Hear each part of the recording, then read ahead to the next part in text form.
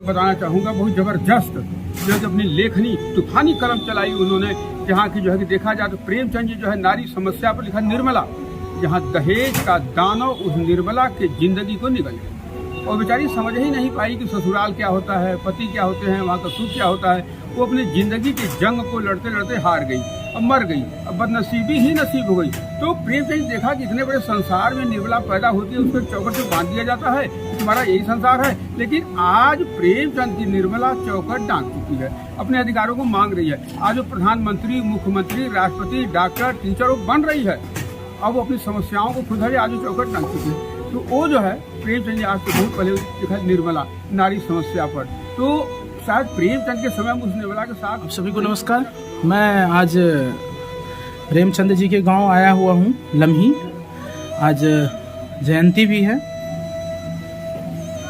और यहाँ के केयरटेकर सुरेश चंद्र दुबे जी हैं, इनसे हमारी खास बातचीत होगी। नमस्ते सुरेश जी। प्रणाम प्रणाम जी। आज जयंती है प्रेमचंद जी की। जयंती सब महोत्सव हो गया, महोत्सव है आज। जी जी। तो काफ़ी खुश होंगे आप। हम ही नहीं खुश हैं, जितने भी साहित्य प्रेमी, हिंदी प्रेमी, हिंदी को चाहने वाले, प्रेमचंद को चाहने वाले।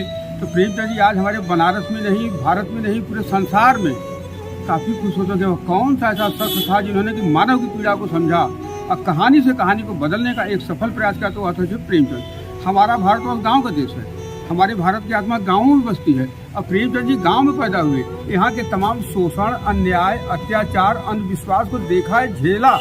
सोचा कि अगर यह हमारे भारत की स्थिति है तो जो कि भारत के भविष्य के लिए ठीक रही है। तो फिर यहीं से प्रेमचंद जी कलम का सिपाही बने। फिर उन्होंने देश के आज़ादी से लेकर समाज के आज़ादी तक का संकल्प लेकर के रचनाएं शुरू किया। देश के आज़ादी की इन्होंने सोजे वतन, तो 5 कहानियों का संग्रह है, जिसमें दुनिया का सबसे अनमोल रतन, शेख मकसूद, यही मेरा वतन है, शो का पुरस्कार, संसारी पूर्व देश प्रेम। पहली ही कहानी की एक ही पंक्ति ने अंग्रेजों की कलाइयां मोड़ करके दिशाएं बदल दी कि खून का वह आखिरी कतरा जो वतन की हिफाजत में गिरे, वही दुनिया का सबसे अनमोल चीज है। तो अंग्रेजों को लगा कि तो बड़ी क्रांतिकारी किताब है, उन्होंने जब्त करके आग के हवाले कर दिया। शायद आज तक कोई ऐसा साहित्यकार नहीं हुआ होगा जिसका साहित्य देश के आज़ादी के लिए चिता पर चढ़ा दी गई हो। कोई था तो हमारे लम्ही से कलम सिपाही प्रेमचंद जी ने जो वेग देखा, जान गए कि अब हमारे देश को आज़ाद होने से कोई नहीं होता। फिर यहीं से जो है कि प्रेमचंद जी जो पहले नवाब के नाम से रचना कर रहे थे, वैसे तो प्रेमचंद का 5 नाम है। नवाब घर का पुकारने का नाम, धनपत राय का सर्टिफिकेट का नाम, प्रेमचंद जी का साहित्यिक नाम, अफसाना कोइन का उर्दू का नाम, बब्बू के दोस्तों द्वारा पुकारा गया।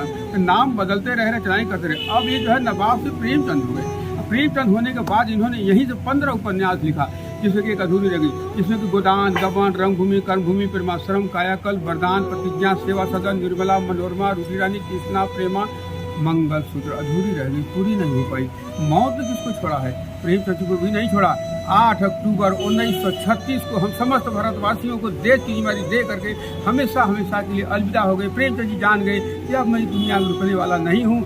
दरो दीवार पे हसरत से नजर करते हैं, अरे खुश रहो अहले वतन, हम तो सफर करते हैं। इन्हीं शब्दों के साथ प्रेमचंद जी ने जो है 8 अक्टूबर 1936 को अंतिम सांस ले लिया। आज हम लोगों का सौभाग्य है कि आज भारत के कोने कोने से नहीं बल्कि पूरे संसार से लोग आते हैं। तो वह कौन सा ऐसा शख्स था जिन्होंने कि मानव की पीड़ा को समझा और कहानी से कहानी को बदलने का एक सफल प्रयास किया, वह जो है प्रेमचंद। कहानियाँ पहले भी थी, उपन्यास पहले भी था, लेकिन वो भूत प्रेत की कहानी थी, परियों की कहानी थी, राजा रानी की कहानी थी। उस कहानी को प्रेमचंद ने मानव की जिंदगी से जोड़ा। जहाँ की कभी हम लोग बचपन में जो है कहानियाँ पढ़ते थे तो दादी कहती थी कि तन्ने बहुत हल्ला गुल्ला करत हुए, चल तन्ने की कहानी सुनाई। तो भूत प्रेत वाली कहानी सुनाती थी, परियों की कहानी सुनाती थी, राजा रानी की कहानी सुनाती थी। हम लोग हूँ करते सो जाते थे। लेकिन उसी कहानी को प्रेमचंद ने मानव की जिंदगी से जोड़ा, जहाँ के आज अगर सोना चाहते हैं तो उठ करके बैठ जाते हैं कि देखिए इसकी क्या कहानी, इसके बाद क्या हुआ, इसके बाद क्या हुआ। तो प्रेमचंद जी हमारी कहानी कैसे जान गए, प्रेमचंद जी हमारी दादी की कहानी कैसे जान गए, ये सब चीज़ें जो है तमाम कहानियाँ जो है हुई। आज हमारे प्रेमचंद जी हमारे भारत में भारत की सीमा को भी पार करते हैं। और बेटी बढ़ाओ बेटी बचाओ का जो अभी अभियान जी है अपने समाज में जी, तो इससे संबंधित प्रेमचंद जी हाँ, जो है जी मैं बताना चाहूँगा बहुत ज़बरदस्त जो है कि अपनी लेखनी तूफानी कलम चलाई उन्होंने। जहाँ की जो है कि देखा जाए तो प्रेमचंद जी जो है नारी समस्या पर लिखा निर्मला, जहाँ दहेज का दानव उस निर्मला के जिंदगी को निगल गया और बेचारी समझ ही नहीं पाई कि ससुराल क्या होता है, पति क्या होते हैं, वहाँ का सुख क्या होता है।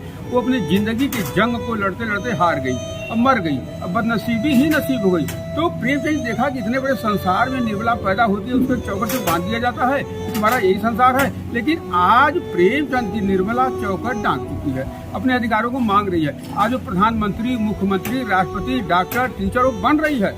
अब वो अपनी समस्याओं को खुद है आज वो चौखट डांट चुकी है। तो वो जो है प्रेमचंद जी आज से बहुत पहले देखा निर्मला नारी समस्या पर, तो शायद प्रेमचंद के समय में उस निर्मला के साथ नहीं समस्या थी जो आज है। आज अगर पता लग जाए कि प्रेमचंद की निर्मला कोख में आ गई है तो डॉक्टर से अल्ट्रासाउंड की आवाज़ ही खामोश कर देते हैं। एक माँ बनना चाहती है, एक माँ कहना चाहती है, एक संसार बसाना चाहती है, एक संसार देखना चाहती है। लेकिन हाय समय की मार, न वह माँ बन पाई, न वह माँ कह पाई, न संसार बसा पाई, न संसार देख पाई। तो जो है गुनाह करता है कोई और, लेकिन गुनाहगार होता है कोई। इसी तरह से उन्होंने लिखा कफन, जो कि प्रेमचंद का जो है कि सर्वश्रेष्ठ कहानी जो है कि कफन है।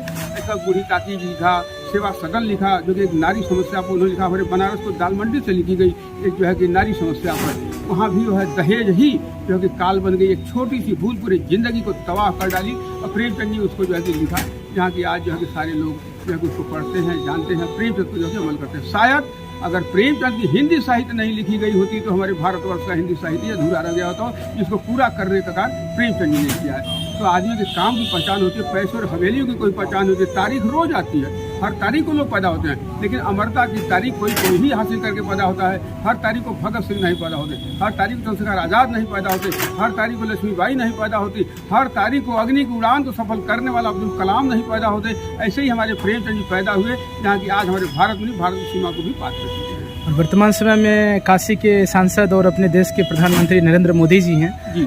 तो आप लम्ही को लेकर कुछ अगर समस्या हो या कुछ मांग हो तो आप प्रधानमंत्री जी से क्या मांगना चाहेंगे? देखिए, मैं प्रधानमंत्री जी से या और भी लोगों जो हमारे बुद्धिजीवी वर्ग हैं, हम लोग यहाँ से यही मांग करते हैं कि प्रेमचंद की पहचान किताबों से हुई। आज किताबों का अभाव है, हम लोग सरकार से भी कहते, थोड़ी बहुत व्यवस्था यहाँ किए भी थे, और आज इसका अभाव। लोग आते हैं मायूस हो जाते हैं कि प्रेमचंद इतनी बड़ी शख्सियत, जहाँ के लोग नाम लेते हैं कि शेक्सपियर जैसा गांव बनना चाहिए, यहाँ पर भव्य पुस्तकालय होना चाहिए, लेकिन उसमें सरकारी अमले भी जो है कि लगे हुए हैं और हमारी सरकार भी लगी हुई है। तो मैं चाहूँगा कि यहाँ पर जो है कि प्रेमचंद पर एक बार ध्यान दें। भारत की जो कि भारत के तकदीर और तस्वीर बदलने का एक महास्वप्न देखा, वो सपना साकार होना चाहिए। बहुत बहुत धन्यवाद।